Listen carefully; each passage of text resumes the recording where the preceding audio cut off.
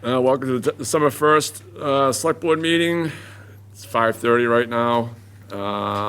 This meeting is being recorded by Marshall Community Media.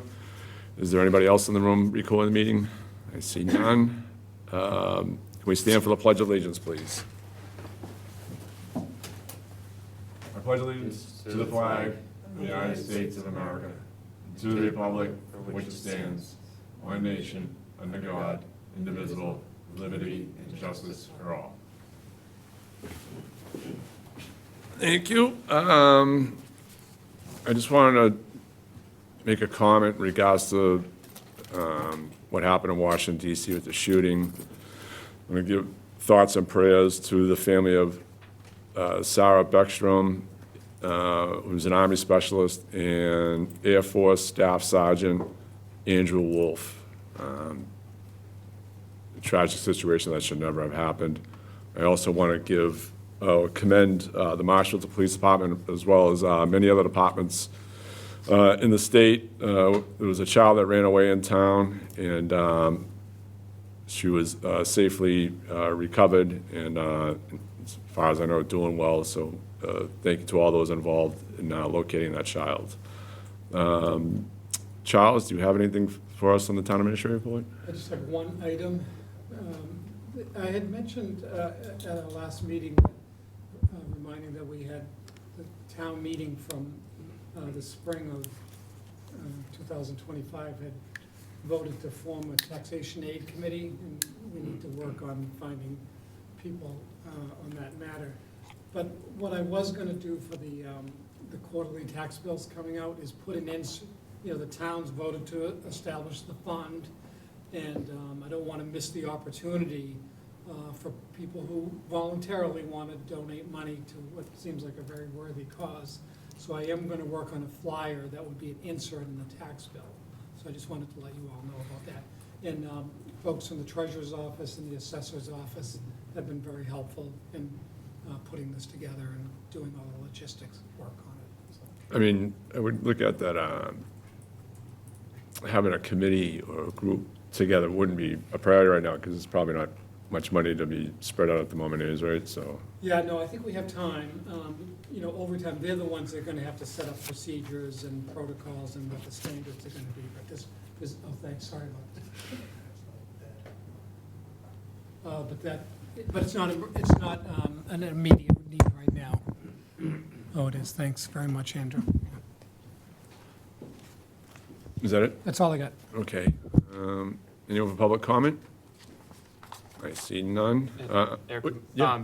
Earlier today, there was a funeral service for Barbara Roach, and her and her husband, Pat, were very generous to the town over the years, and, thanks to them, the Boys and Girls Club was made possible in large part due to their generosity, so I just wanted to take a second to... Barbara Roach passed away? I didn't even hear about that. Well, my condolences to the family. I didn't even know. And you say she was, the funeral was today? Yes, services were today. Okay, the service thing. All right, my condolences and thoughts and prayers out to the family.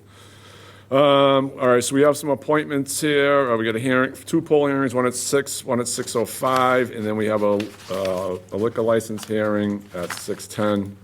So we will try and work through some of the agenda items till those points come up. Those appointments come up. So we'll have a discussion and vote on opening and closing the annual town meeting.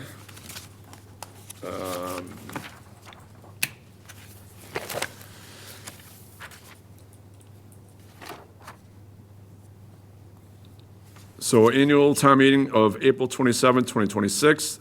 In accordance with Articles 2-4 of the Marshall Town Charter, notice is hereby given that the warrant for the Town of Marshall Annual Town Meeting of April 27, 2026 shall open for submission of warrant articles on Monday, January 5th, 2026.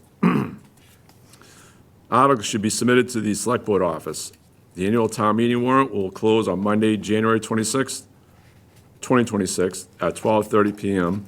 The annual town meeting will be held on Monday, April 27, 2026, in the Marshfield High School Auditorium or Gymnasium at 7 p.m. Select Board, Eric S. Kelly, Stephen Darcy, Tricia F. Simpson. You have anything to say, Steve, on that? No, thank you. Trish? Nothing. I do Charlie, can you contact the schools and make sure that they have that on their calendar date? That the time meeting's gonna be then, maybe could be a day or two more than what we have lined up, and so there's no issues in regards to, Sports. yeah, sports or any other activities they have going on there. Absolutely.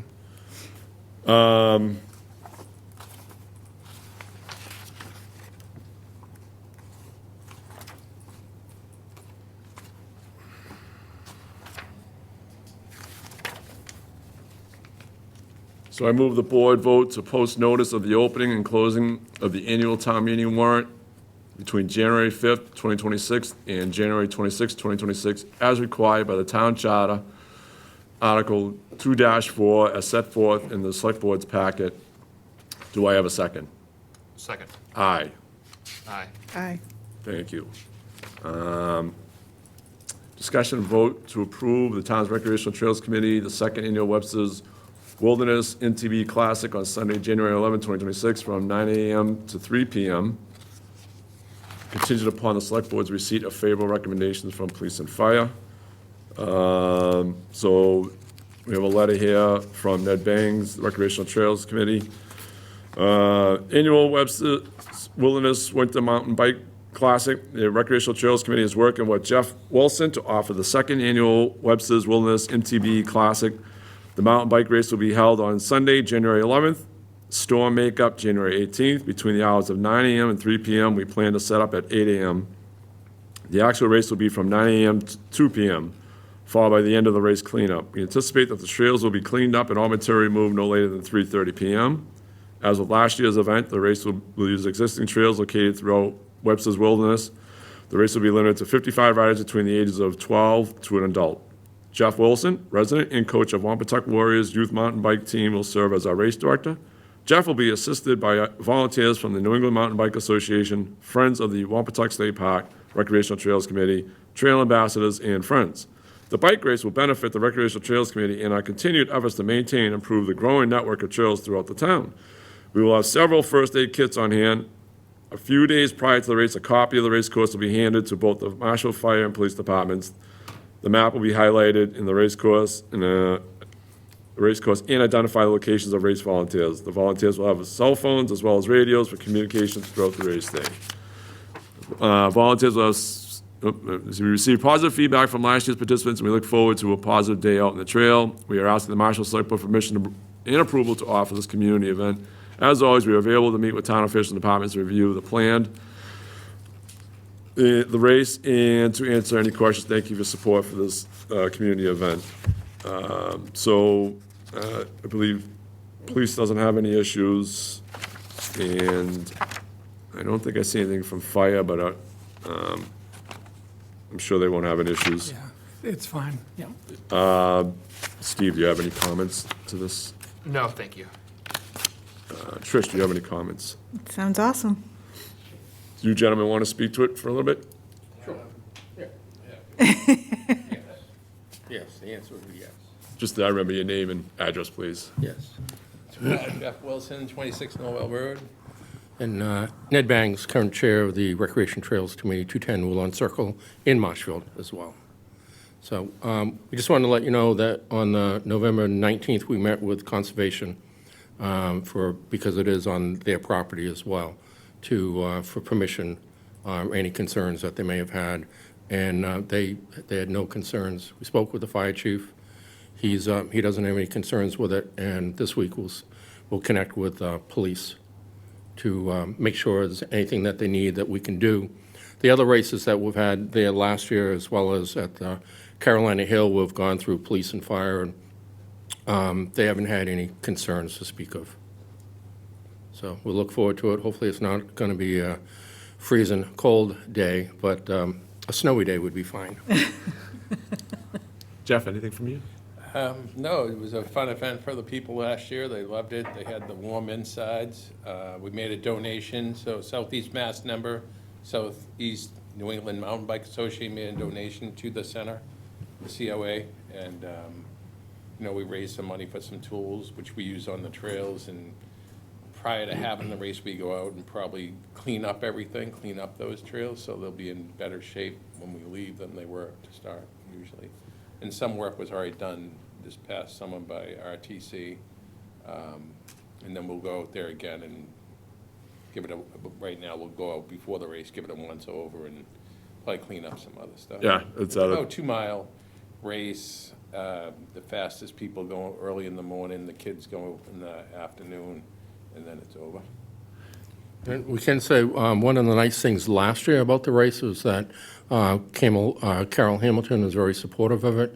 They opened up the senior center so we could do registrations in there, bathrooms there, food and so forth. And so it was a nice place to warm up on a cold day. And Carol's all set. She has that day penciled in on a calendar, so we look forward to it. Well, I mean, one thing I want to say to you gentlemen, that I think I can speak for both Trish and Steve, is that you do a phenomenal job of maintaining the trails. Town's very appreciative of it, and keep Yeah, up the we good put work. I put a lot I'm out there, I probably put at least 40 hours a week in the Carolina Hills if it's from just picking up branches. I think some people walk there and think like, oh, it just happens on its own. Oh, no, you can tell the work. You can Yeah. tell how hard you guys have worked. Yeah, It we looks cleared it so phenomenal. stuff ain't hitting you in overhang, and Yeah. even, you gotta think for the, like, horses too, so we got a extended, which we bought with some of the funds that we raised from these races, extended hedge trimmers so we can go up a little higher. Yep. Because there's horses out there too, so. No, Plus, it doesn't, when it does snow, you're not caving the trail in too. it's, the whole thing is that those that may not use the trails and all that, everything, you guys are instrumental in what you do, and we just wanted to say Yeah, we've thanks. got all positive feedback as far as on the, from runners, hikers, families. There's a lot more use in there, multi-use in there than there used to be, so it's a lot more intake. I know there's more mountain bikers coming because they know we have some newer trails in there, and it's really picked up, which is bringing, business to the community because they'll go for lunch, they'll go, Well, let's put it this way, if anybody was giving you negative feedback, I would like to know what that was. I think Thank some you. people don't realize how much, sometimes you can spend 2 hours in one of those spots. I'm like, no one's gonna ever know we took 2 hours to fill this hole, and no one will ever know. But it'll be the way it should be, and they'll go over. But no one knew 2 guys took 2 hours. We laugh at that stuff. We're like, this is so small, but it's hard, to get this done. But All right, gentlemen, I appreciate it. Thank you so much. Thank you very much for your support. Thank you. Okay, so I move that the board vote to approve the request of the town's Recreational Trails Committee, the second annual Webster's Wilderness MTB Classic Mountain Bike Race on Sunday, January 11, 2026, from 9 a.m. to 3:30 p.m., contingent upon the select board's receipt of favorable recommendations from police and fire. Do I have a second? Second.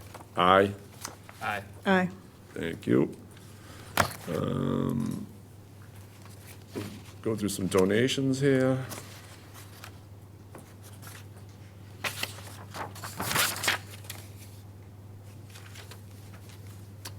The town, permission to accept donation of $50. The Town of Marshall Veteran Services is requesting permission to accept donations in the amount of $50 from Mr. and Mrs. John Sosson in memory of Robert Lanzetta. Donations will be used to provide assistance for health and welfare, moral and/or financial need of our veterans and their dependents. Do you have any comments or questions on that, Steve? No, it looks like we have a few different donations made to Veteran Services. Just the only point of clarification I had is whether it's a duplicate or. It is a whether- duplicate, yeah, Okay. I asked, yeah, it is. Perfect. Trish? Okay, permission to accept a donation of $1,000. The Town of Marshall Veteran Services is requesting permission to accept donations in the amount of $1,000 from Good Deeds of Pembroke. Donations will be used to provide assistance for health and welfare, moral and/or financial need of our veterans and their dependents. And then permission to accept donation of $250. The Town of Marshfield Veteran Services requests permission to accept donations in the amount of $250 from Ms. Robin Tujum, I hope I'm saying that right, on behalf of State Street in memory of Robert Lanzetta. Donations will be used to provide assistance for health and welfare, moral and/or financial needs of our veterans and dependents. And then permission to accept a donation of $25. The Town of Marshall Veteran Services requests permission to accept donations in the amount of $25 from Ms. Elaine Peter in memory of Robert Lanzetta. Donations to be used to provide assistance for health and welfare, moral and or financial need of our veterans and their dependents. I'd like to thank everybody for the donations. So, I move the board vote to approve with gratitude the following gifts. Gift of $50 of the Town of Marshall Veteran Service to Mr. and Mrs. John Sass in memory of Robert Lanzetta. Gift of $1,000 to the Town of Marshall Veteran Services from Good Deeds of Pembroke. Gift of $250 to the Town of Marshall Veteran Services from Ms. Robin Tijon. Tiom, I think they got Tiornholm. yeah, they, Tiornholm. in memory of Robert Lanzetta, and gift of $25 to the Town of Marshall Veteran Services from Miss Elaine Peter in memory of Robert Lanzetta. Do I have a second? Second. Aye? Aye. Aye. Thank you. Donation to accept donation on council agent in the amount of $1,000. I move that the board vote to approve with gratitude the gift to council on agent in the amount of $100 from Maria Di Maggio. Any comments or questions from you, Steve? No, thank you. Trish? No, thanks. Let's say thank you. Do I have a second? Second. Aye? Aye. Aye. Thank you. Discussion, vote to accept donation to the Ventures Memorial Library in the amount of $5,000. November 24, 2025, dear members of the Select Board, on behalf of the Ventures Memorial Library, I'm running to formally request your acceptance of a generous $5,000 donation from the Friends of the Ventures Memorial Library. These funds are to be used to purchase materials. We're sincerely grateful for their generous contribution. Thank you for your consideration, C.J. Marcoux. Comments or questions, Steve? No, thank you. Comments or questions, Trish? No. Once again, I will say thank you on behalf of us. I move that the board vote to approve with gratitude the gift to Council on Aging in the amount of $100. Excuse me. Whoops, let me scratch that. I move the board vote to approve with gratitude the gift to the Ventures Memorial Library in the amount of $5,000 from the Friends of Ventures Memorial Library. Do I have a second? Second. Aye. Aye. Thank you. Okay, this is a move to, for the discussion on and vote to approve Plunge for Purpose fundraiser event on Thursday, January 1st, 2026, from 9 a.m. to 11 a.m. at Wrexham Beach, hosted by the Soul Project and Vagabond Way Fitness.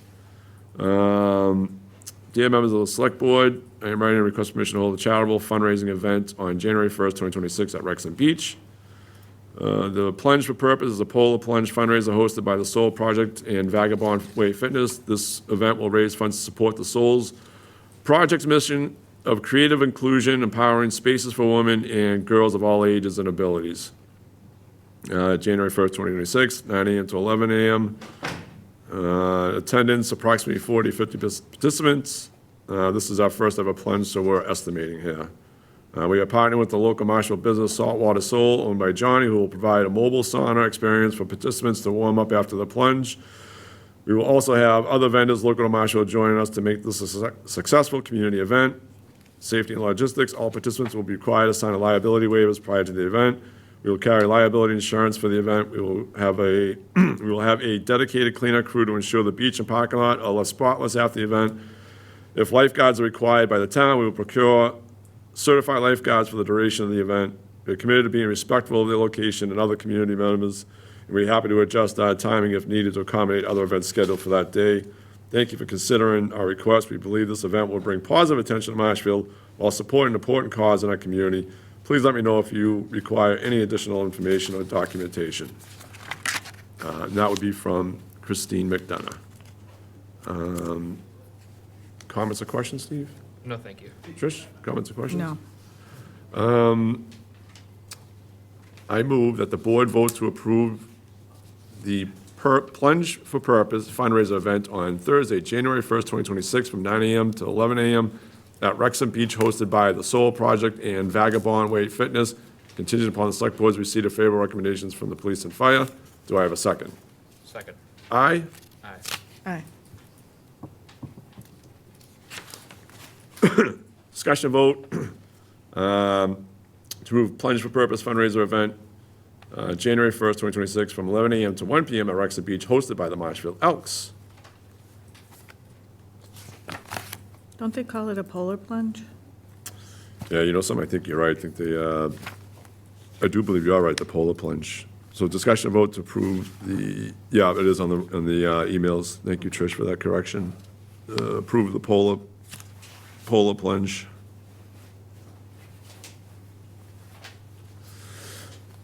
The Marshfield Elks have hosted the Polar Plunge for over 15 years and raised money for USA Transition Alliance 360 and Homes for Our Troops, two organizations that support our veterans. Date, January 1st, 2026, time 11 a.m. to 1 p.m., location Rexon Beach, expected attendance 50 people. We generally have 20-25 Elks who brave the elements and raise funds by having family and friends sponsor them. Probably another 20-25 friends watching, so say 50 people. However, there are many other Marshfield residents who have no affiliation to the Elks that come to the town of Beach and jump in at noon. Marshfield Police Department provides safety logistics. Let me know if you have any other questions or concerns. Thank you, Kevin Cantwell. I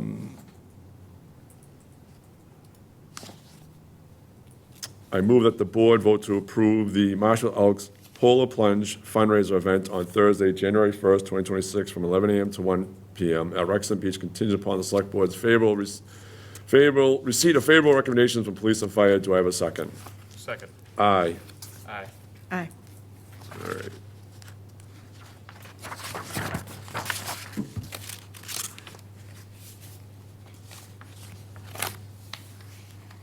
Discussion and vote to approve Zydeco Maderi as a vendor for the 2025-2026 Marshfield Winter Farmers Market every third Saturday of the month through 5/16/26 at Marshall Fairgrounds, 140 Main Street.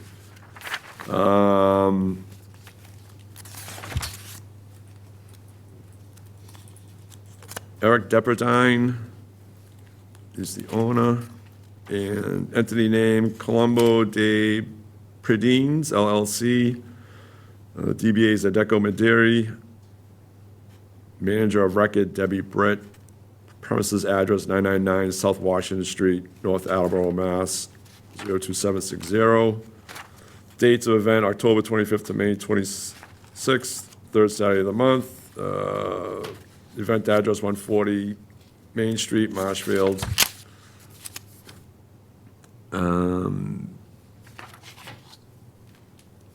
Provide information for contact on the day event. Lori Gamp Darlin, or maybe it's Lori Gamp Darlin, and entity name Colombo de Pradinas. I think everything else is good here. I think that's what they filled out. I got a little map here showing the interior layout. Notice here from the Department of Agriculture and Resources.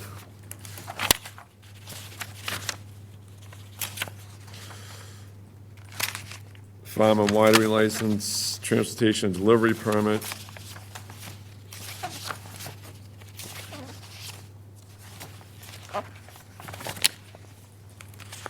I think that's it. Any comments or questions, Steve? No, thank you. Trish, any comments or questions? No. I move that the board vote to approve the issuance of a farmer's market permit to Colombo de Pradinas LLC DBA Zydeco Maderi pursuant to Mass General Laws, Chapter 139, Section 15F for 2025-2026 Marshfield Winter Farmers Market every third Saturday of the month through 5/16/2026 at the Marshall Fairgrounds, 140 Main Street, Marshfield, Massachusetts. Do I have a second? Second. Aye. Aye. Aye. Discussion and vote on expenditures of select board budget appropriate. That may be a little bit of a discussion that we have time for, I think. What do you think, Charlie? Yeah, that one I was gonna ask to postpone that one. Till after the hearing? Well, Or till in next- general? Some other meeting, yeah. Yeah? That one I'm just not ready on, yeah. Okay. Do we have to take a vote on that to pass over, or just leave No. it be? I don't think so. And the government efficiency, that might be a conversation, playground gift account, town inspector. We're not ready to make any decision on the playground inspector, right? But I imagine, Steve, you wanted to talk about the town playground gift account? Yes, essentially, the playground committee, took a vote to request that the select board approve the creation of a town gift account for the playground, so, that's why it's on the agenda tonight for us to approve it if we so wish. Yeah, did you add in the playground inspector part, or was that you, Charlie? I don't know. I was just going to give an update on that, but I can do that. You want me to do it now? Yeah, if you want to give it, Well, I know we've talked about the playground inspector issue. It's something that we do need to deal with. And I've been talking to Danielle in HR about that. So, and I've talked to Eric about it as well. So we will have to deal with some issues with collective bargaining because one of the assignments, maybe more than one, might involve union employees. So Danielle and I are going to talk to Labor Council about that and talk to our unions about it. And then, and again, today, when Eric and I were talking about it, there might be a good idea to have some redundancy, because the school department has, I guess, quite a few playgrounds as well, and maybe there's someone within the school department that might be appropriate for certification too. Danielle is going to be doing some research. I think the Bridgewater State has a program for certification, so Danielle is also going to do some research on that program, see what the costs are and what the commitment are. So I just want to let you know we're working on it. So, actually, Danielle's working on it. To give credit where credit is due. That's great.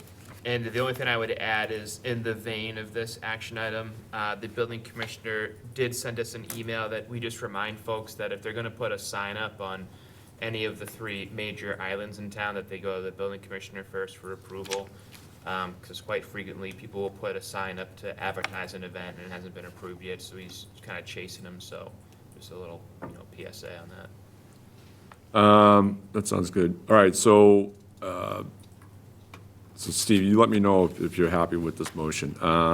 Trish, do you have any comments or anything like that? You guys, Did you already talk to Meg about this, or, About the gift account? Yeah. No. okay, because we have to vote on it first, right?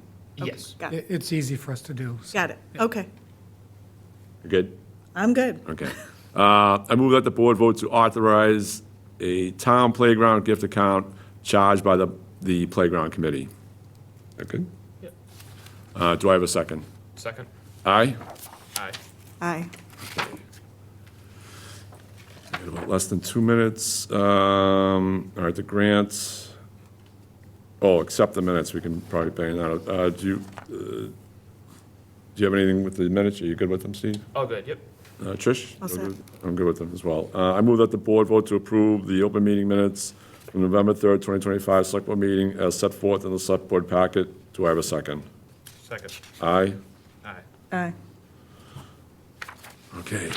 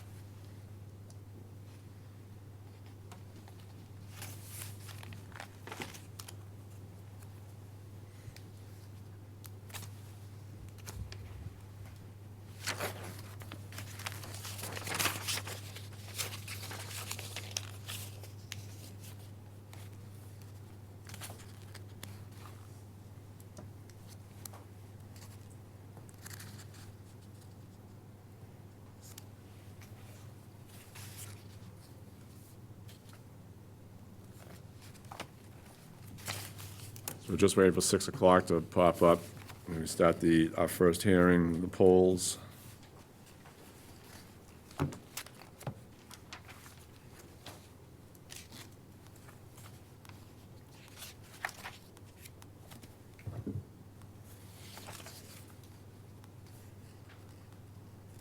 Six o'clock.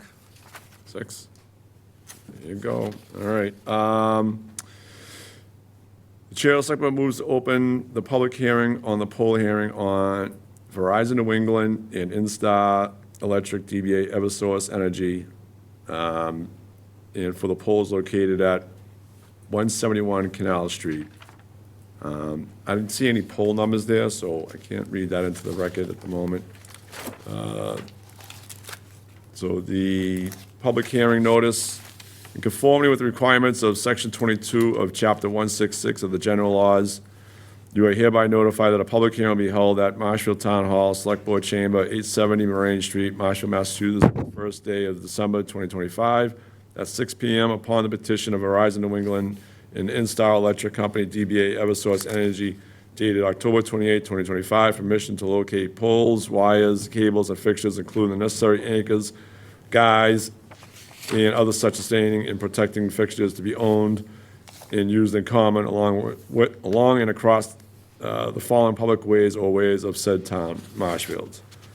Dated November 12, 2025, for 171 Canal Street.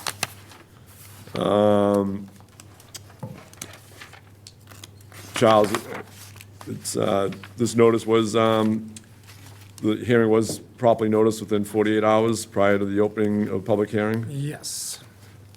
And a hearing notice was sent to all direct abutters of all real estate abutting on that part of the way. Yes. Yep. Given written notice by mail at least 7 days in advance of the opening of the public hearing. So let's see.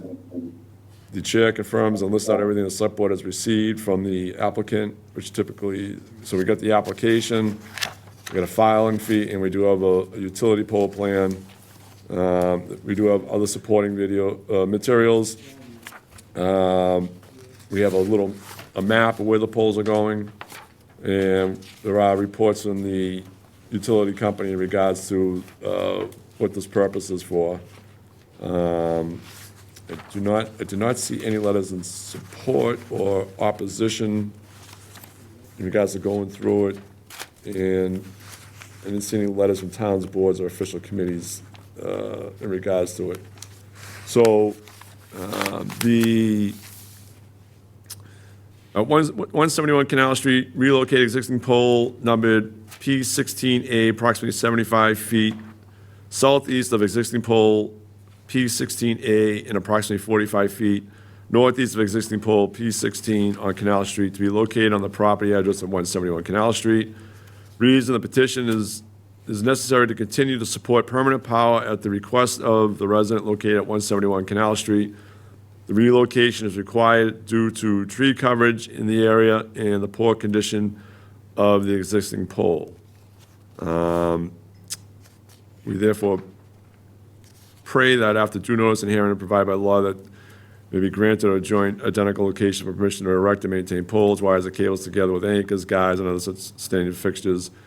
Resident may find necessary said poles to be erected substantially in accordance with the plan filed here marked Exhibit A-1A7V4TW_row sketch dated June 11, 2025. Also permission to lay and maintain underground laterals, cables, and wires in and above the intersecting public ways for the purpose of making connections with such poles and buildings. Said petitioners may desire for distributing purposes. Your petitioners agree that space shall be reserved and maintained for the limited purpose of attaching one-way, low-voltage fire and police signaling wires owned by the municipality or government entity for public safety purpose only. Dan Ryan, project manager, and Julia Longo, right-of-way representative. So we have a map here, clearly shows where the pole's going, pretty much near the corner of Canal Street and Blue Heron Way.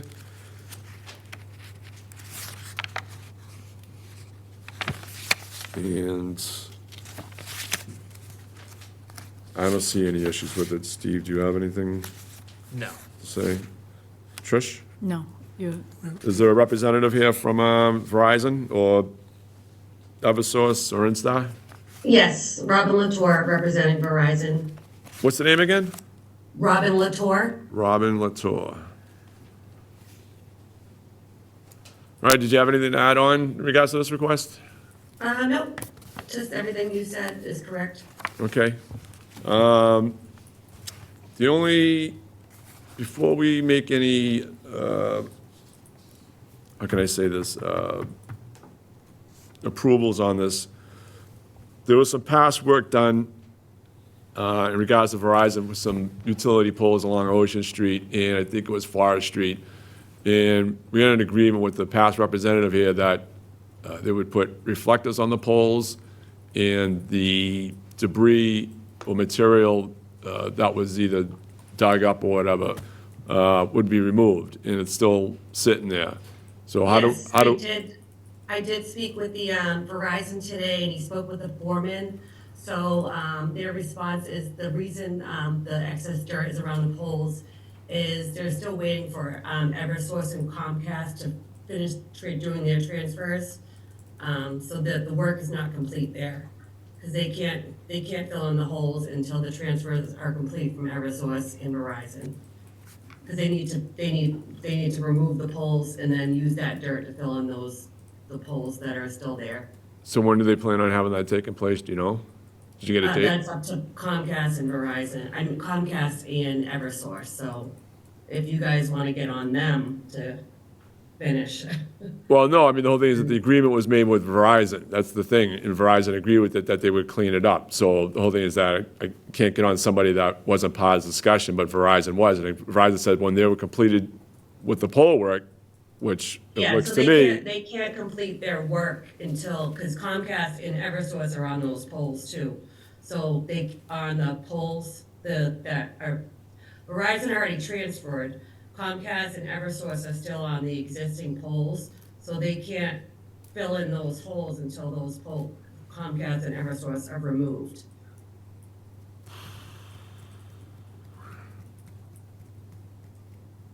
so we approve this, but that's, the piles will still be sitting there if we approve this. I mean, we could approve this, but do we approve it until they finish, until Comcast and Eversource finish their work, until we get it all cleaned up? The only thing I could recommend is we could reach out to the other utility vendors in that area and try to get a schedule for them to get this work done. It is always challenging when you have shared poles and Yeah. scheduling between these different vendors, but we could, Yeah, I we know could the reach out. foreman said he's been trying to get them out there so they can complete their work, because it's kind of just sitting with them. So that's why the extra dirt is there, because they need to use that dirt to fill in the poles. Yeah, it sounds like Verizon can't finish their work until the other vendors complete their work. So, you know, Verizon puts a bow on it at the end, but they're just waiting on the other vendors so they can officially close it out and finish it. So I think we could just continue to put that contingency in the approval motion that they clean up afterwards. And I wouldn't want to hold up the moving of these poles because it came at the request of the residents. So we're not necessarily, you know, punishing the vendors. It's the residents that are requesting that these poles be moved. So I think just continuing to have those conditions in the motion protects us and make sure that they get cleaned up appropriately. So you want to, so what you're saying is, we already put a motion in for it to be everything cleaned up and all that, but the whole thing, so do you want to add another motion to it, to reassure it, or just that we're good with what we have, but we just need to follow up in regards to what's going on further down the road with, between Eversource and Comcast? Yeah, I think we're good with what we have and we just need to follow up with Comcast on the other two locations and maybe we could get a point of contact. Okay. We also have a speaker, just, I don't mean to interrupt. No, no, but that's I all can right. see I'm getting itchy. That's okay. You want, go to the podium there, in your name and address? Sure. My name's Todd Sargent. I'm the homeowner at 171 Canal Street. First of all, on the petition, it says that this request was at the request of the resident at 171 Canal Street. I knew nothing about this. I had nothing to do with this request. My wife had nothing to do with this request. The last time we spoke with Eversource, the pole they're considering replacing had a branch from a tree growing against it, and they came to our door and said, "Do you mind if we cut that branch and everything else?" And I said, "Fine." They did, cleaned it up, there's a clear shot to the pole across the street where the power is coming from. Everything's fine. So first of all, I had nothing to do with this request, so that's a lie. The second thing is, I'm wondering why this decision was made, if there was some kind of a test done on the pole that showed it to be structurally unsound or not. Me looking at it, I've lived in the house for 25 years, it's the same pole, it's been there the whole time. It leans a little bit. I can't, if they did some sort of specific test on it to see if it was structurally unsound, of course, you'd want to replace it. But I can't see myself, and no one has told me, come to talk to me in person about the fact that it looked like it was unsound. As far as poles leaning, when I was driving from work to here tonight to this meeting, every pole in the street leans, every single one. So that's number two. Was it tested for strength? The other thing is, them wanting to move this pole 75 feet across from where it is now. May I approach and show you a photograph? It's like in the center of your yard, right? Yes. Yeah, it's right in front of your house if they Well, move that's the it. drawing, here's the photograph. So here's the So existing it's pole gonna over go here. like right there. They want to move it all the way to this front corner, Oh, which would totally make it look like a construction site. What corner are you saying on that? What part of the corner? They're gonna move it right to here. So this is Blue Heron right here, right? So about 15 feet in from Blue Heron. So it'll be like right here, the Yeah. corner of the plans? Yep. Right. And, I mean, I constantly get comments from everybody who comes by saying, great curb appeal and all that. Sure. You know, that's gonna look like just a pole right I would in the agree middle of with- nowhere with Right. nothing but wires. That's number two.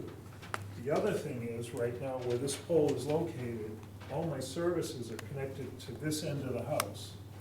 If they move it all the way over there, then what's gonna happen? right. They're gonna have to, somehow, the service is gonna have to be reconnected to the opposite side of the house, which won't work well. Can you, for the microphone, just when you speak it so everybody can hear you. Thank you. So, what I was just mentioning is, right now, the services are connected, if we're looking at the house, the services are connected to the northwest side of the house. If they move the pole southeast 75 feet, now the services would have to be reconnected to the southeast side of the house, which there really isn't good access from the basement because all the boxes, you know, and the, you know, circuit breaker panels and all that are in the basement. They'd all have to be sent over to the other All side. right, let me ask Robin about that. So Robin, I know you're installing a new pole. Are you taking the old pole out and you're gonna rework people's wiring in the neighborhood too? If you, what's your plan here? Yes, so they're replacing the pole. So they're removing the existing pole, so it's moving, it's pole 16A will be moving 75 feet to the right, if you're looking. Yeah, so how, I mean, looking at the picture, how's that gonna work with the, him getting power and other utilities to his house where it's already on that side? What do you mean? Well, he's showing us a picture of his house, so if you move that pole where it is, where you would like to locate it, how are you, when you remove the old pole, how is the utilities getting to his house when you hook everything up to the new pole?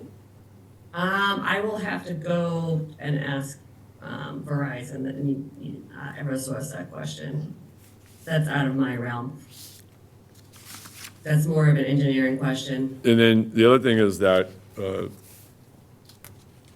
is what, I apologize, what was your name again? Todd Sargent. Todd Sargent, thank you. According to what Mr. Sargent's saying, and according to what the petition here is that this petition is necessary to continue to support permanent power at the request of the resident located at 171 Canal Street. Yes, so that was the information I was given. So what happens is we get, there's a request that comes from Eversource that goes to Verizon, and then we get a request from them, from Verizon that goes to us to do the petition. And that's what was said on the request. So that was the information I was given. Did you Mr. Side, did you reach out to Eversource at No. all? Okay. Nope.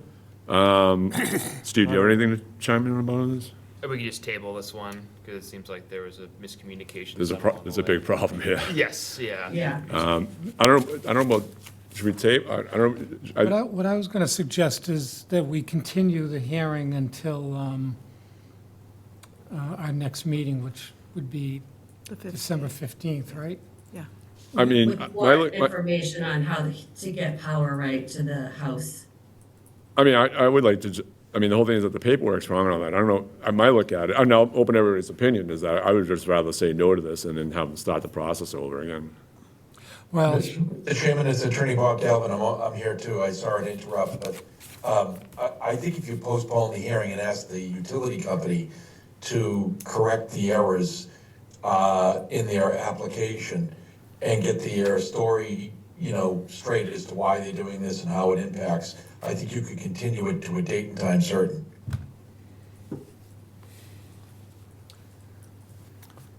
I mean, we already know what it's gonna impact. It's gonna impact Mr. Sargent, especially how his utilities are running and especially appearance at his house. Yeah, I agree with you.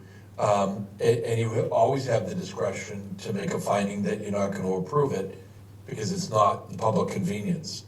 I mean- But it sounds to me like they have more information that they really need to double check before you make a decision. Well, that's just it. I mean, they put on paperwork here saying that the resident wanted this, and now we have the resident here that's saying that he has never reached out in regards to requesting this. Yeah, well, that's why I was gonna suggest that they get this, they go back and they get the correct and whole story and come back at a continued hearing date and give you an explanation. Let me ask you this, is there any harm in us saying no to this? No, you could deny it without prejudice, meaning they could refile it, as it's not in the public convenience. And that's one of the two motions that I gave you as a potential option. Just come up with all you have to do is state the reason.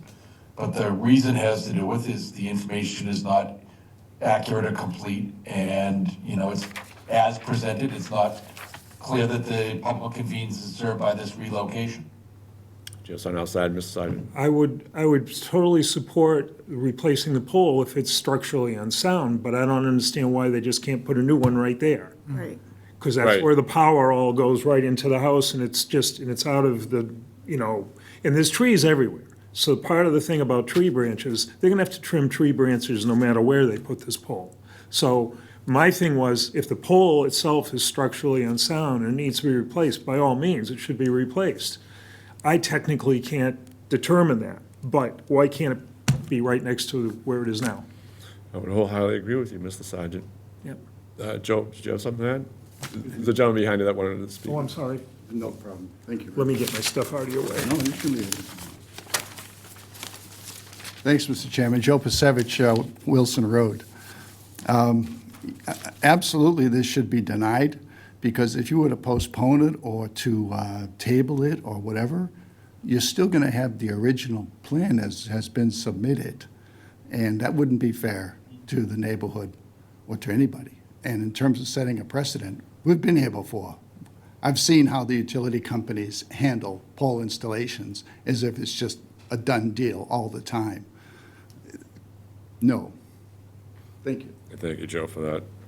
All right. Robin, do you have anything more you want to add on? No, I just have some questions, so, just for the, we just wanna know why the pole can't be replaced in the, existing location, and how to get power back to the location at 171 Canal Street. Those are kind of the two main issues. And why, And why they're replacing it. why they're replacing it, yeah. And the resident had no knowledge. Yes, I have that. That was a big. Yeah, we get limited explanations on information. Sometimes it's like 2 words on why the reasons are, so. All right. I'm going to move a motion forward to deny this. I move to deny Verizon New England and Instar Electric, DBA Eversource Energy, deny permission to install the pole at 171 Canal Street as shown on the proposed plan date 6/11/25, on the basis that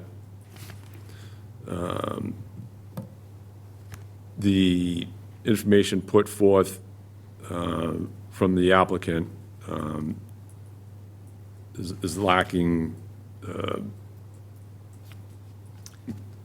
Accuracy. accuracy, I think is a good word for it. Do you think that sums it up pretty good there, Charlie? It's good enough. Okay. Do I have a second? Second. Aye? Aye. Okay. We'll move on to the second poll hearing. Actually, it's all part of the same sheet here. I hope that satisfies you, Mr. Sergeant. Am I all set, or? Yeah. Yep, until they refile again, which they very well may do. I'm just gonna get. Absolutely.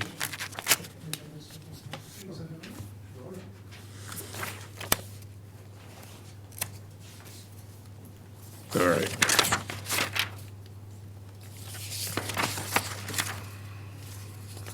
So it is now 6:21. Obviously, we've gone beyond the time limit that we thought for this. This one is for the 32 Stevens Road. Chair of the Select Board moves to open the public hearing on the poll hearing on Verizon New England and Instar Electric, DBA Eversource, for the polls located at 32 Stevens Road, and I don't have a poll number for it. Actually, on the map, I think that must be the poll number. P2.5, if that's it. And then we have a public hearing notice, which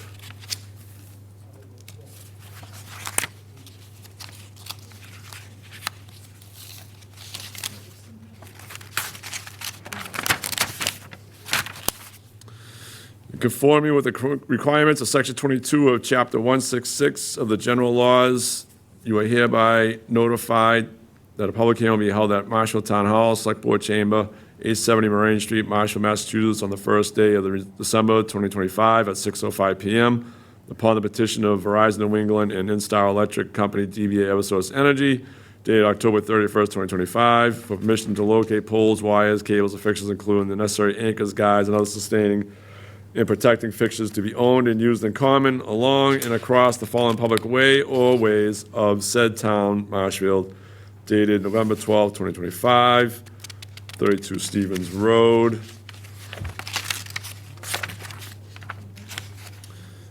Dear Honorable Council members, enclosed find the following items in support of the above referenced project. Petition plant order, certified abutters, the public hearing and notice to abutters are required. The B and C representative will attend the public hearing.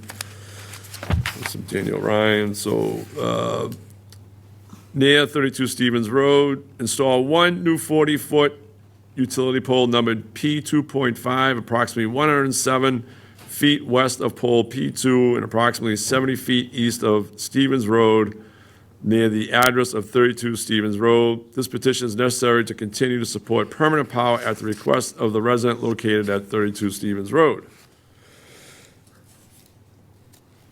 Robin, you still there? Yes. Okay. Can you explain this one? Because looking at the pictures in regards to 30 Stevens Road, I'm trying to understand why this pole is needed to maintain power at the residence of 32 Stevens Road. Hold on, let me just pull up some information. I just want to make sure this is the correct one. Oops.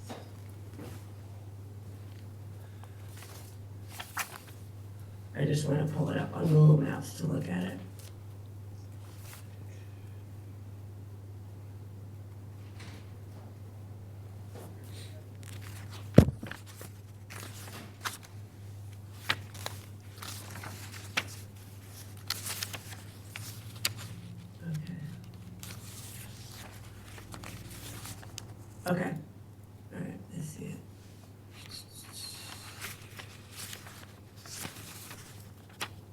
Okay, so it looks like, the reason why they need to add this pole is because the current pole that they're using, which is P2 and P2 and P3 is overextended, so they need to add 2.5 to, kind of take off the extra, electrical forces of the pole, P2 and P3.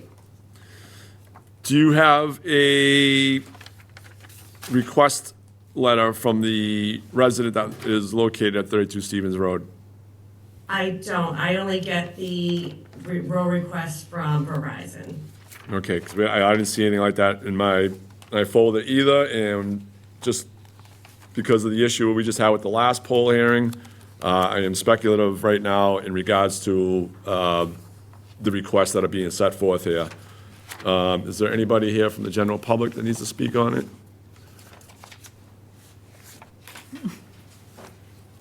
Hi, Joe Pasevich, Wilson Road once again. Once again, it's like, there's just like a template that they use without any consideration for the aesthetics, for the town, for the neighbors, for the people. Verizon needs to be told this is just not acceptable. Thank you. Thank you, Joe. Steve, do you have any thoughts and you want to add in here? Yeah, I mean, this one also claims to be at the request of the resident. Yep. So my confidence is shaken a little bit. But since the last one was confirmed to be incorrect, I'm fine with voting no. This one, I would say we could just continue it, because there's no evidence to the contrary that it's incorrect. So I would say just get a little bit more time to get confirmation and just continue it rather than just do an outright no. What do you think? I Trish? agree, because especially if she's saying these poles are overburdened and they're looking to give some more support, if we deny it and they have to go through that process again, so if we just table it, we could get more information and then make a determination. What information would you like? I would like to know that the residents, that both of these residents are aware of this. And that they requested it? Yeah, 32 and 22. They should know that it's going right in their, well, this is going right in front of 22. Well, they got a butters, everyone got a notice. But you clear, not saying you, Robin, but the whole thing is that you're putting in paperwork to us that clearly states the petition is necessary to continue to support permanent power at the request of the resident located at 32 Stevens Road. So the whole thing is that we just had the last poll hearing.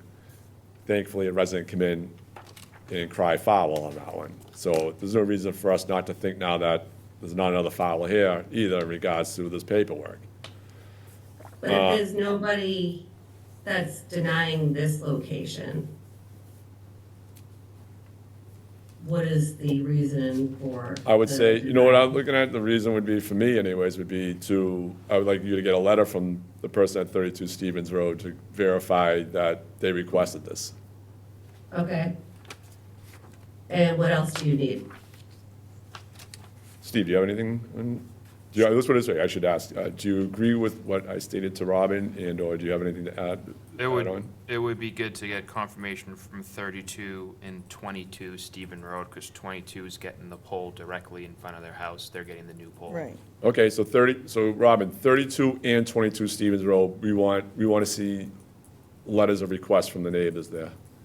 Okay, so if 22 didn't request it though, Well, would, I would say that I'm going to support Steve on this one and say that you should get one. okay, so if it's not a request though, like a letter of recommendation or like, What do you think, Steve? what exactly are you looking for? I'm just trying to get the precise stuff to ask Verizon for.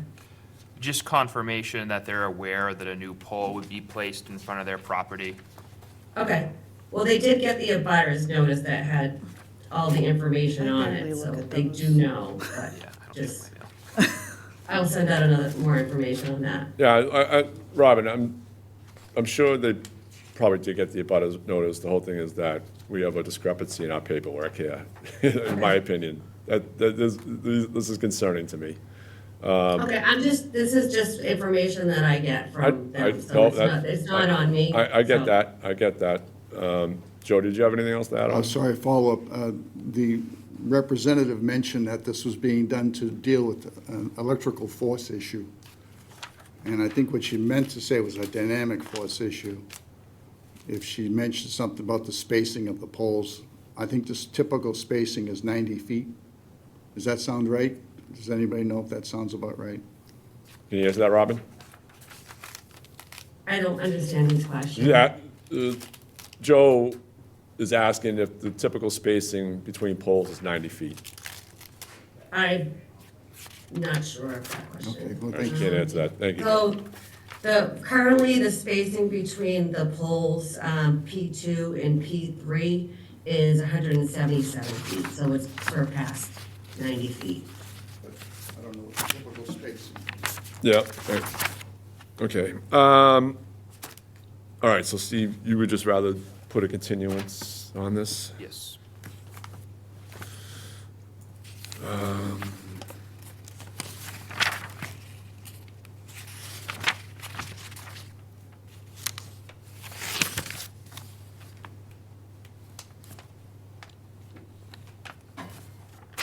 All right, so instead of I move to deny, I move to continue.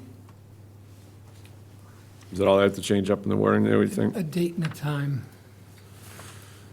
When we're gonna continue it to. Should we continue at the 15th, or 15th will work for us? Yes.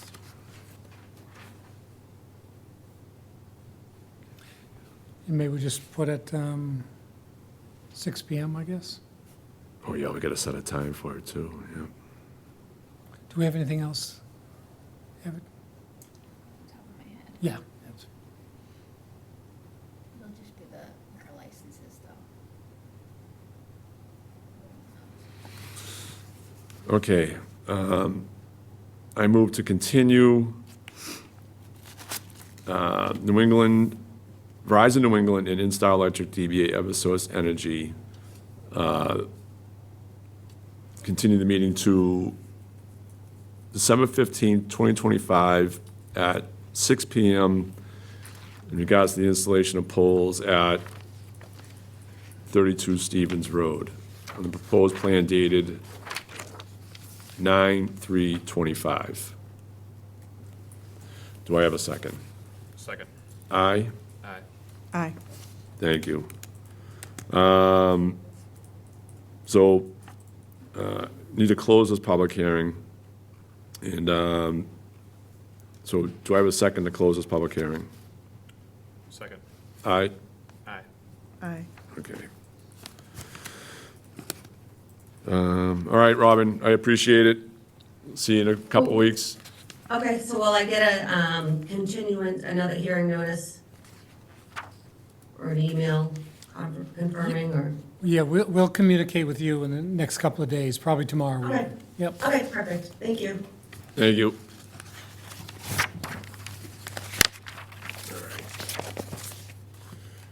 You know what we were talking about earlier, Charlie, saying this meeting should go pretty smooth? It's okay, We backfired on that one. it's okay. All right, so it's 6:34 right now, and we have a third hearing that's on a late start here for a liquor license.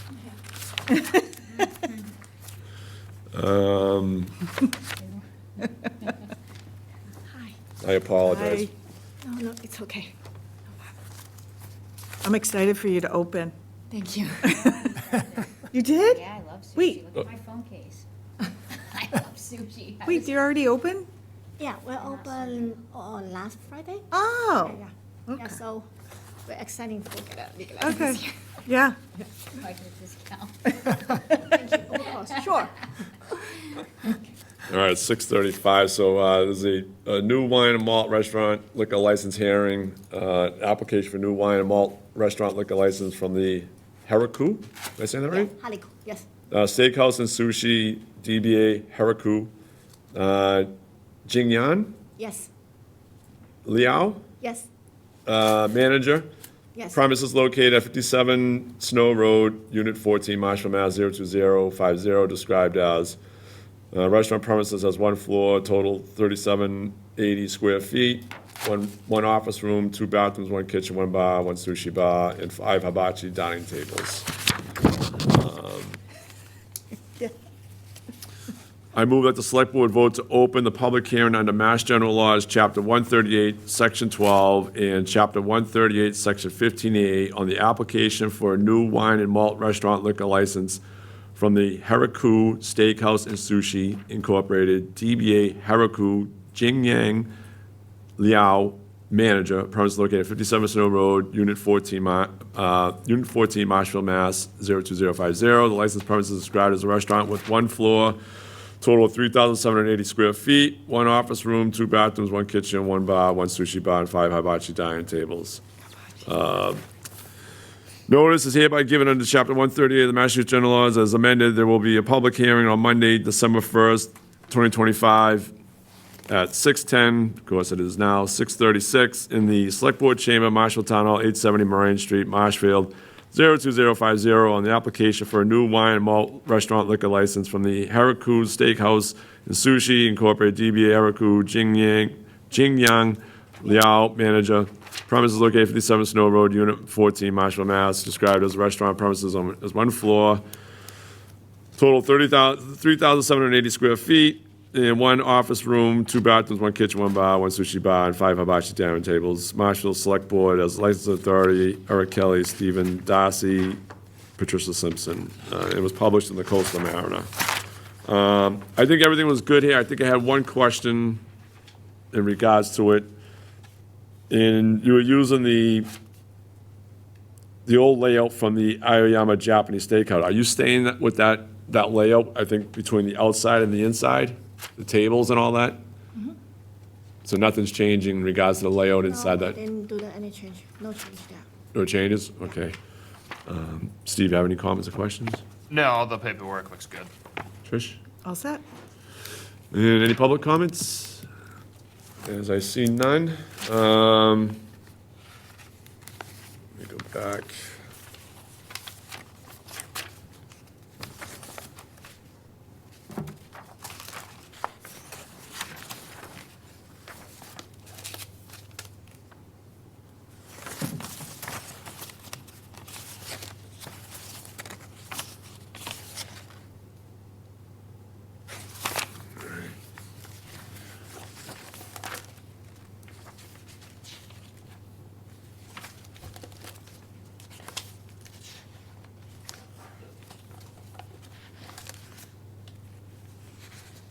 All right, so we need to close, according to Bobby, we need to close the public portion of the hearing. So we'll close the public portion of it. I guess, I think we have to vote on that. So do I have a second to close the public portion of the hearing? Second? Aye. Aye. Aye. And I want to say that there was nothing to deliberate, and I think everybody's decided on the matter. So I will make a motion. I move that the board vote to grant pursuant to Mass General Laws, Chapter 138, Section 12, a new wine and malt restaurant liquor license from Haraku Steakhouse and Sushi Incorporated, DBA Haraku, and to approved Jingyang Liao, manager, premise located 57 Mill Road, Unit 14, Marshfield, Mass. 02050, which is described as a restaurant with 1 floor, totals 3,780 square feet, 1 office room, 2 bathrooms, 1 kitchen, 1 bar, 1 sushi bar, and 5 hibachi dining tables. Do I have a second? Second. Aye. Aye. Aye. Thank you. Congratulations. Thank you. Do I need this one for the, What is it? Oh, yes. okay. The receipts for the certified mailing. Yeah, all set.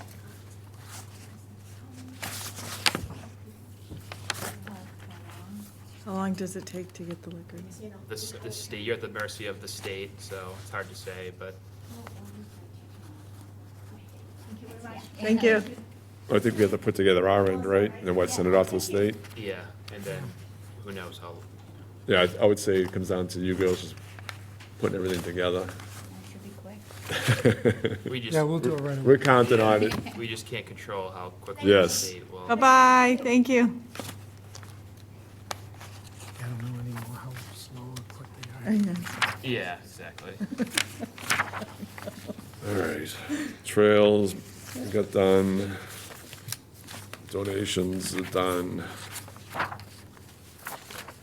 The gifts. Is it just 10 and 12 left? Yeah. I think so. That's correct. Yeah, discuss, vote, government efficiency study and/or citizen review working group. I know I brought up the government efficiency study, and Steve, you have highlighted that you wanted to have further discussion on it, and I am looking forward to what you have to say. So if you want to Yeah, so. cast some more forward, please go ahead. Yeah, so I know we discussed this a few months ago, so I was, there's been a lot going on, so I was curious if there was any progress report updates or anything of that nature, or. Like you said, a lot going on, and I can't say I really looked into it any further. And I guess there's a couple of things with it, as I'm hearing about the budget more and more, I wouldn't be afraid to see if Charlie be interested in looking at this government fish study and see who's out there and getting pricing, maybe, if that's what it is. Can I say something? Yeah. We did one, and I believe we shared it, and nothing was ever done with it. And I don't remember what year it was, but this has been done, and I know a lot has not. I think I remember you. Right. I think you remember, something, I don't know if anything was done, because I saw that, and I think there was some things in it that I recognized that. But I think we were- should look at the old advice and see if we've ever met those, those goals. I don't disagree with that. Yeah. But, I mean, let's put it this way, I mean, as Steve brings up and asks to have it put on the agenda, I mean, is this something that, should we look into, see who does, what kind of firms do it, and then, is there anything specific you want to nail down in regards to a particular department or anything like that, in regards to? Yeah, well, I think where we left off last time was we hadn't really defined what we wanted the scope of the study to be, which is kind of one of the most important first steps before getting any sort of bids. If we already have a study that was done, I definitely think we should look at that. That doesn't ring a bell, maybe I missed an email or something, but if we already have one, we should I'll look try at to it. find It it. wasn't like a study like we're talking, I don't think an efficiency study, so to say, like, where we could. Showed us where all our weaknesses were. Yeah, it was, I do recall, I know what you're talking, I just can't describe it in detail, but when I looked at it, I do recollect that there were certain things that I think there was needed improvements on, but I don't think it necessarily was like a total monetary thing, which I think which I was pointing towards is efficiency regards the potential savings in regards to the town's money and all that, if we're on the same page to a degree, I guess. Or you're just looking at the overall operations of the town, like, Well, even just like the structure of the town's government, because our town charter is so decentralized Yeah. that it makes it a tough job for the town administrator, because really at best, sometimes all you can do is coordinate between different departments, and you don't really have the authority to do anything, which makes it challenging to try to recruit people who maybe have previous experience as a town manager or something like that, because there's just not a whole lot of authorities. if that's what it is, then I think what Trish highlighted a while back is what we should go back and look at, and then maybe review, maybe have a discussion on it. Is that what you're looking for, Trish? I wasn't looking for anything. Well, I should say what you brought up, but the only thing is Well, that, no, regards to, what I'm saying is before moving that forward with anything else, I Before moving guess. forward with anything and putting something else on Charlie's plate, I think we should look at this document that was created with things that were lacking and see where we are now, and then maybe moving forward, what can we do? Agreed, and, and that, to that point too, if you can find that, that would be great. And then, we also have a free study, because the last time, the town tried to do a charter change, maybe like 15 years ago at About this 10 point. roughly. Yeah, 10. And not that you have to necessarily agree with the conclusions, but there's a ton of raw data that they looked at that we could probably parse through and use for comparative purposes. Let's put it this way, Steve, in my short time as an elected official and kind of getting, as someone that was on the outside looking in and highly critical of things in the operation of the town and all that, and what they wanted to do. And now that I'm on the inside, see it, I think it is something we may want to entertain in regards to potentially revisiting the charter. Right, like finance director is an idea There's- that would make a lot of there's- sense. There's, I think there's a boatload of things that need to be addressed at the end of the day in regards to the operation of the town. I'm not blind to that. It's, there are concerns. I don't disagree. So, all right, so you want to see if you can Yeah, drum up that study again, and then do you want to have it on an agenda to have a discussion on it, or how do you want to? I want to make sure I can find it. Okay. You know, something, let's put it this way, there's no rush to make an answer, because let's see if you can find it. I think I might have it in my documents as well. And then if you do, and let Charlie know how you want to go about it, if you want to have a discussion on it at a meeting, and then we'll go from there. Yeah, Do you have anything to add, Charlie? Well, the only thing I was gonna say is if we get that study, and then I like Steve's comment about, I know the community rejected the charter change, so you're not suggesting that you presented exactly what was looked at, but at least look at those and have a conversation together about maybe what's the low-hanging fruit. Because you can't do everything at once. I mean, and maybe that's what happened last time. They tried to do so much that it failed by its own sheer weight. Yeah, I mean, I think if we did that and had a conversation about what's the priorities and focus on that, that might be, a better approach. Achievable. I think I would agree with you on that, Charlie, is that they went after some big items that I think killed it for the most part, which I think people are probably more open to some changes on it. But others, I don't think it sat well with them at the moment. So you might be right, is hit some small stuff maybe, and then that may work for us at the end of the day. So I also had on there, somebody reached out to me, and I figured when you want to discuss the government efficiency study, Steve, is that somebody brought it to me, which I thought this could be an alternative to it if we didn't have to spend money, but citizen review working group, where maybe we put a working group together, and they could look at certain departments in town and maybe how they're operating, the expenses, all that and everything. I mean, is that something that you might entertain, if we could set something up like that and have a mission statement or something like that for them, what their roles are, if you're looking at it that way? I mean, I wouldn't mind having some sort of group to put together like some, big picture structural suggestions or maybe policy changes, but I wouldn't want to have a private group of citizens kind of looking over the shoulders of our employees and their Yeah.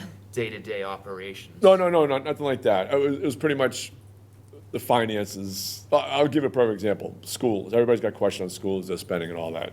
So all things that they put together a list of concerns they have, and then get their answers from the schools in regards to certain things. So I guess it would be like, if there's a department, they start reviewing their budgets and all that, and there's some questions, almost like the advisory board committee would do, but the whole thing is that the advisory board, I don't know how much they can handle, but it could be, a subsidiary of them. But, I mean, that's, my look at it is just a small working group, and I would just look at it that it's not like, looking over everybody's shoulder what they're doing, but more like, you guys, especially with the potential of our budget, is have them take a free look at everybody's budget, and then reach out and ask them, hey, all right, you're spending this on this, what are you doing, and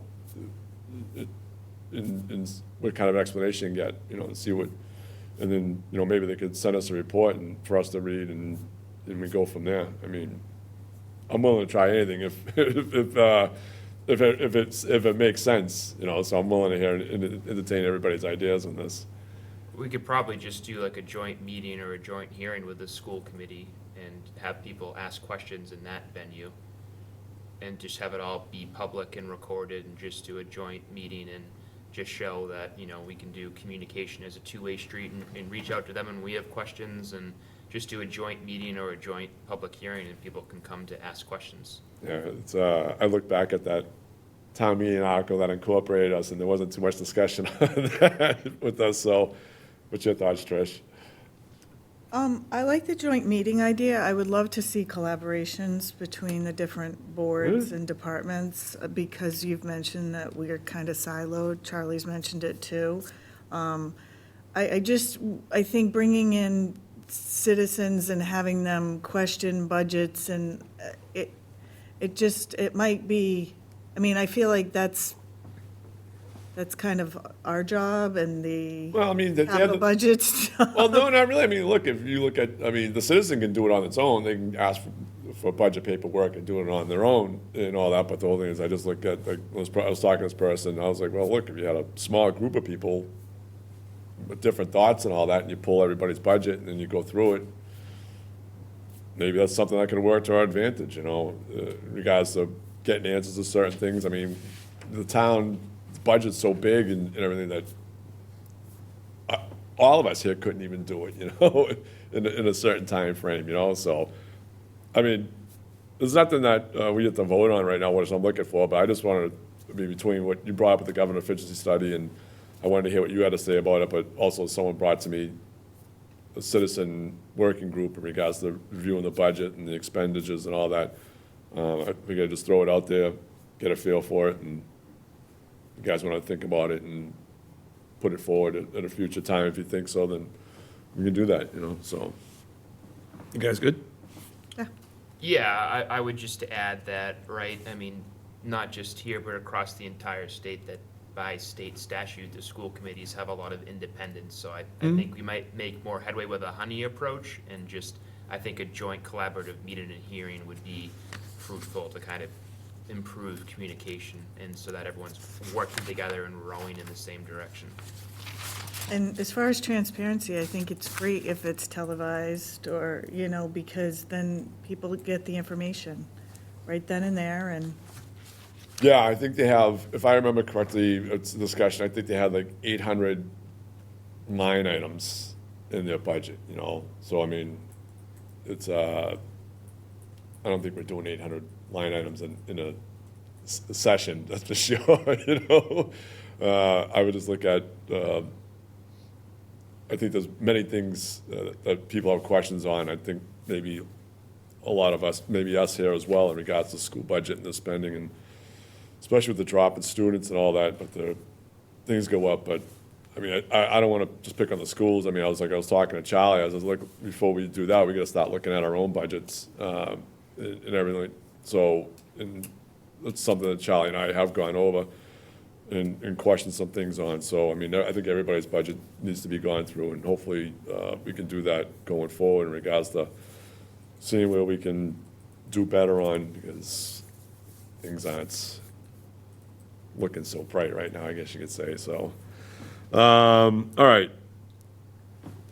So the grant application policy and procedure, that was number 12.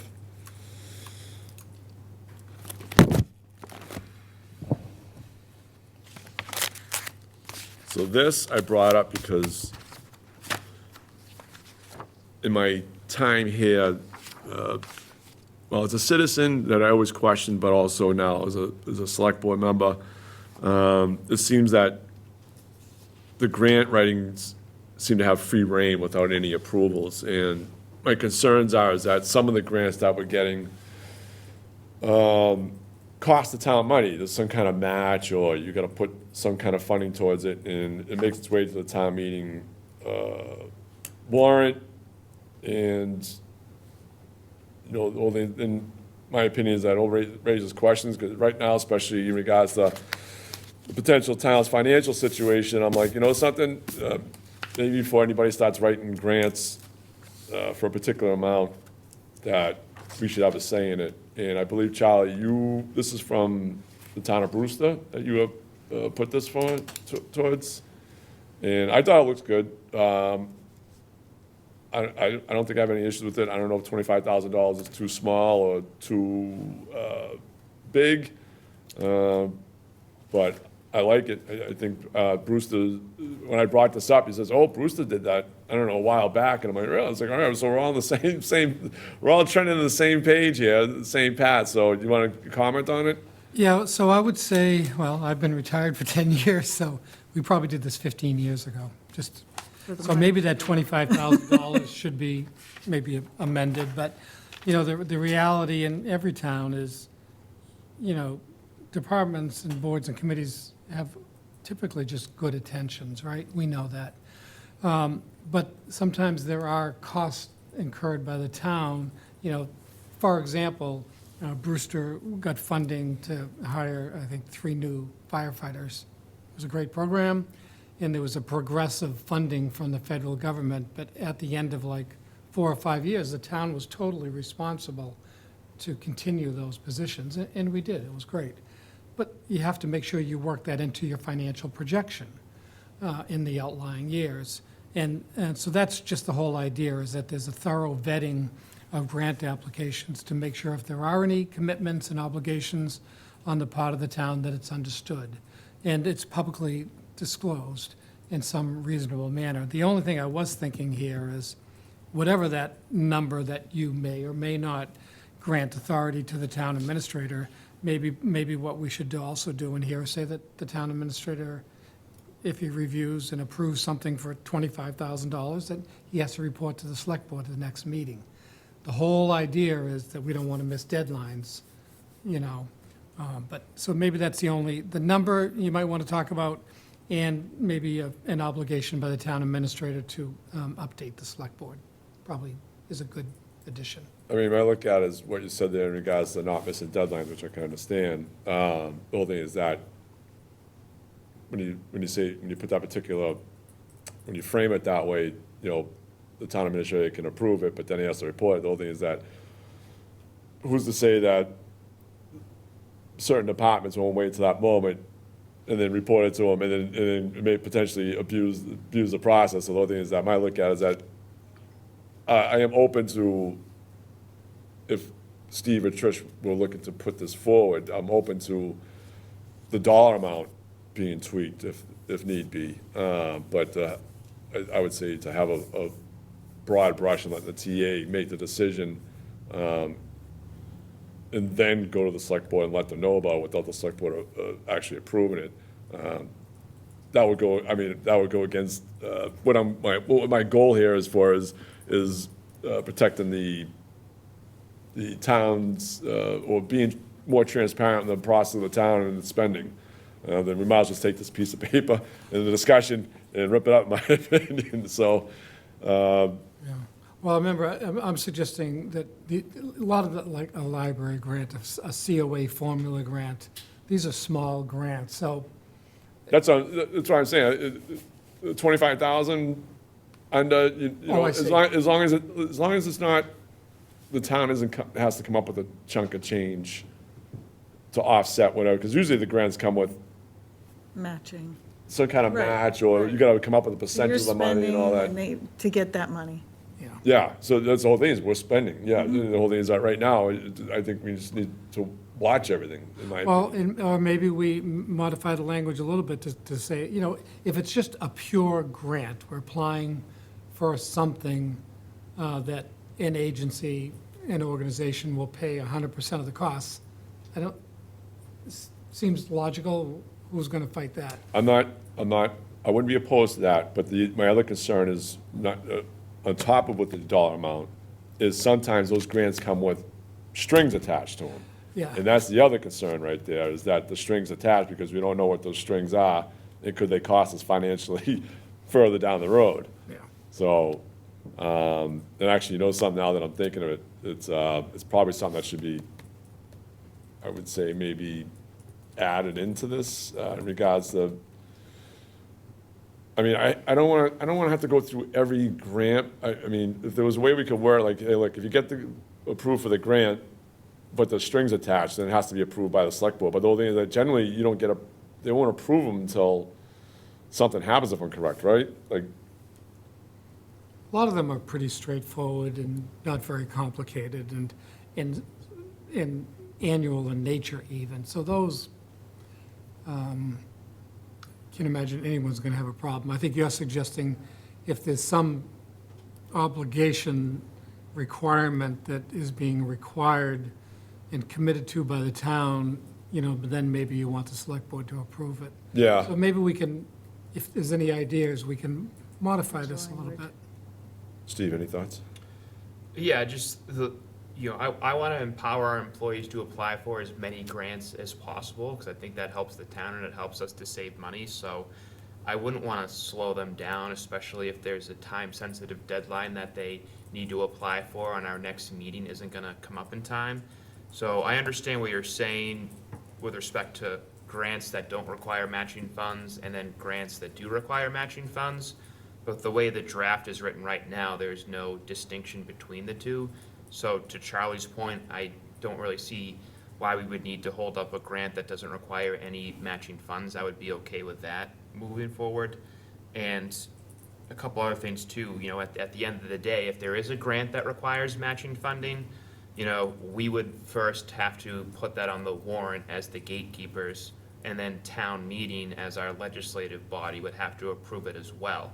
So I don't think there's anything nefarious happening or slipping through the cracks in terms of money being spent for the matching portion of grants. So, I do think we have the gatekeeping processes in place to make sure that we're not spending money on matching portions of grants that we don't want. And then the other wrinkle too is that our town government is so decentralized, we cannot tell the staff of an independently elected board what grants they can and cannot apply for. So that's the other issue too. Yeah, no, I can understand, without knowing the law and all that, and I believe you would be correct in regards to an independent board. Yeah, you can't, but the only thing is that, all right, amongst those boards, the only thing is that we have other departments that fall under our wing. I do understand what you're saying in regards with the gatekeepers. The whole thing is that we just started being the gatekeepers, and something, if that was to continue on, Steve, then I'd say you're absolutely correct in regards to that. I just don't know what the future brings when we may not be here and everything falls back to the way it was, and hopefully it doesn't, and everything. So I would say after this conversation, I'm not gonna put this forward to a vote, but maybe Charlie and I can sit down and talk about it, and then if we come up with something a little different based on what you said and what you said, Trish, then if we can thread that in, then maybe that's something we can put forward and maybe we both accept. Does that sound all right? Yeah, and there's also a lot of grants that we apply for that we don't get, but if you come back year after year, eventually you might get a bite, so Yep. we could potentially be reviewing a lot of grants that we're never gonna get and spending a lot of time and energy on that. And that's why I think at the end of the day, for the employees that are under our purview, if we don't want to provide the matching funds, we just don't put it on the warrant, or town meeting as our legislative body would say, no, we're not gonna do that, and that ends it. Yeah, I mean, we've had some grants that were a high dollar amount, but also the town had to come up with a high dollar amount for that, I guess, match, whatever else you want to call it. So those are my concerns right now, especially the way things are kind of are today, so. But, all right, yeah, I'll Charlie and I sit down and if we feel it's, just leave it be, especially what you say, like we got the pieces in place, the checks and balances, which I don't disagree with you on. And if not, then maybe if we come up with something else, we'll bring it forward, see what you guys say, and then just go from there, so. Yeah, and I least- think, At least we're having a discussion on it, that's what matters to me. yeah, and I think we can really underscore and stress that these are the types of things that should be brought up at the regular department head meetings to keep everyone on the same page so that we know what's going on. I wouldn't disagree with that. Yep. Trish, anything else? I'm good. All right, I think that wraps everything on this. Oh, you know something? There was one thing I had a concern with through this, Charlie, and maybe you can help me out here, and that was one of the poll hearings, the first one. I think I missed this step, and that was to close that hearing.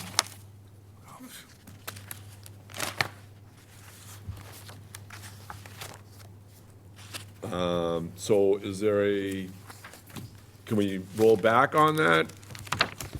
Still open, I guess, is what, yeah, you're telling me. Oh, all right, yeah, that would make sense, so, all right, so I believe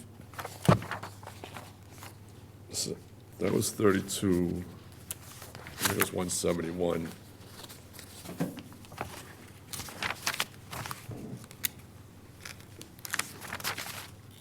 Yeah, 171, okay.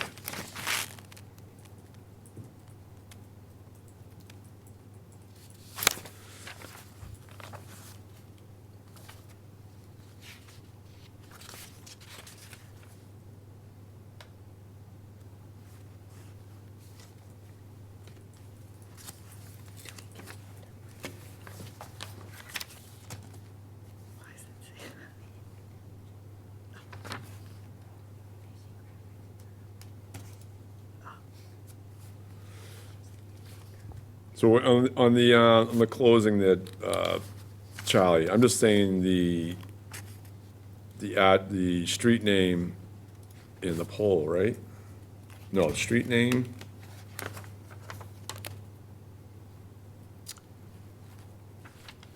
Yeah, so we're gonna refer back to that notice that we had for 6 PM, right? yep, well, 6, yeah, that was 6 o'clock, yes. Yeah, so I think if we just go back to that one, which was the poll hearing for 171 Canal Street, right? Yep, And that we want to close that hearing, so I think it's. all right, so just read the 6 PM, just the beginning of that, Yep, the appointments part, I would say, motion to open. I think you would just, if you want to be safe and cover your bases, you could say, I move that we close the public portion of the poll hearing for 171 Canal Street, and we're good to go. that sounds good. That sounds reasonable. Yep. Yeah. All right. So I motion to close the poll hearing for 171 Canal Street. Do I have a second? Second? Aye. Aye. Aye. All right, I think I can feel better now. Yep, good catch. All right, we did the minutes. I think we're ready to get out of here. Oh, we got an hour before the New England Patriots start up tonight, so. Executive session. Oh, gee, I forgot about that, that's right. Oh, yeah, you're not getting out of here yet. Hey, Russ doesn't charge for the commute, so we could just go home. So used to doing the executive session at the beginning, I forgot that we were wrapping it up, so actually, yeah, we gotta, I move that the select board vote to enter executive session to discuss strategy with respect to collective bargain and/or imminently threatened litigation where an open meeting may have a detrimental effect on the bargaining or litigation position of the town and select board, and the chair so declares pursuant to Mass General Laws, Chapter 30A, Section 21A3, to wit, police union collective bargaining matter, and further that the select board adjourn its meeting from executive session and not return to open session. Do I have a second? Second. Aye. Aye. Aye. Thank you, everybody.